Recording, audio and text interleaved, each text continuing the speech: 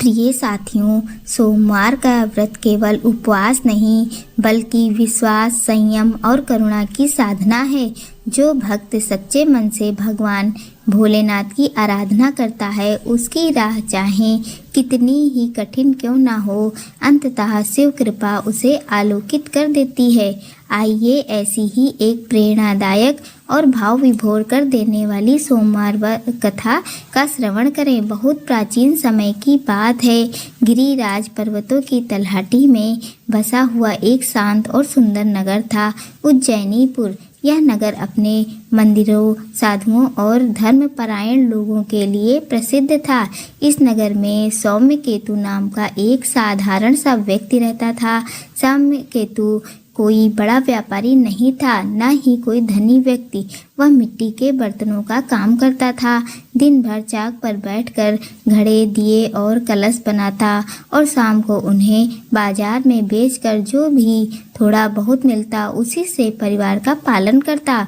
उसका जीवन सरल था, पर उसकी भक्ति असाधारण थी। वह हर सोमवार प्रातः ब्रह्म मुहूर्त में उठता, स्नान करता और पास के प्राचीन शिवालय में जाकर बेल पत्र, जल और अपनी श्रद्धा अर्पित करता। उसकी पत्नी मृदुला भी बहुत शांत और धर्मपरायण स्त्री थी।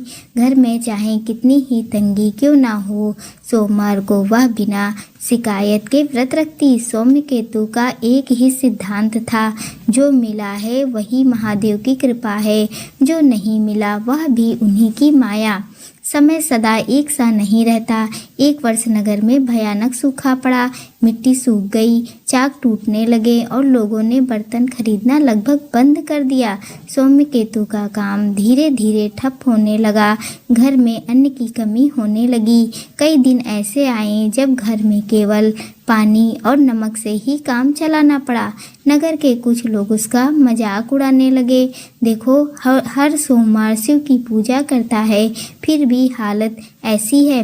मृदुला कभी कभी चिंतित हो जाती और सौम्यकेतु से उसे समझाता, धैर्य रखो देवी, महादेव देर करते हैं, अंधेर नहीं। एक सोमवार की बात है। घर में केवल एक रोटी और थोड़ा सा दूध बचा था। वह पूरे दिन का सहारा था। सौम्यकेतु मंदिर से ही लौट रहा था कि रास्ते में उसने देखा एक युवा विधवा स्त्री गोद में छोटा बच्चा लिए मंदिर के बाहर बैठी रो रही है। उसकी आवाज़ काँप रही थी, भैया मेरा बच्चा 2 दिन से भूखा है, अगर थोड़ा सा दूध मिल जाए तो। सौम्यकेतु ठिठक गया। उसने मन में द्वंद्व उठा, घर में भी तो बस इतना ही है, पर यह बच्चा। क्षण भर आंखें बंद की और मन में शिव नाम लिया। उसने दूध का पात्र और रोटी उस स्त्री को सौंप दी और बोला, बहन इसे ग्रहण करो, महादेव मेरे घर का भी ध्यान रखेंगे। मृदुला ने यह देखा, उसकी आंखें भर आईं और पर उसने भी सिर झुकाकर शिव को प्रणाम किया। उसी रात सौम्यकेतु ने स्वप्न देखा। उसने देखा एक तेजस्वी ज्योति, उस ज्योति के मध्य त्रिनेत्रधारी भगवान शिव जी बोले, वत्स सौम्यकेतु, तूने भूख भी करुणा नहीं छोड़ी, यह सच्ची सोमवार व्रत है। अगले ही दिन नगर में एक चमत्कार घटा। एक बड़ा मंदिर निर्माण होने वाला था और प्रधान पुजारी को ईमानदार कारीगर की खोज थी। किसी ने सौम्यकेतु का नाम सुझाया। उसका काम इतना उत्कृष्ट और पवित्र भाव से भरा था कि उसे स्थायी रूप से मंदिर से जोड़ लिया गया। धीरे धीरे उसकी आर्थिक स्थिति सुधरने लगी। घर में अन्न की कमी समाप्त हुई।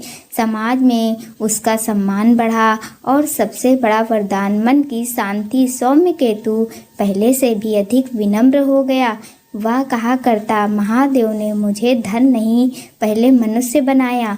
उसने कभी सोमवार व्रत नहीं छोड़ा, पर अब व्रत के साथ साथ सेवा को भी पूजा बना लिया। इस कथा से हमें यह शिक्षा मिलती है कि सच्ची भक्ति दिखावे से नहीं, त्याग और करुणा से होती है। ईश्वर की परीक्षा कठिन हो सकती है, पर न्यायपूर्ण होती है। जो दूसरों के दुख में साथ देते हैं, भगवान स्वयं उसका सहारा बनते हैं। धन्यवाद दोस्तों।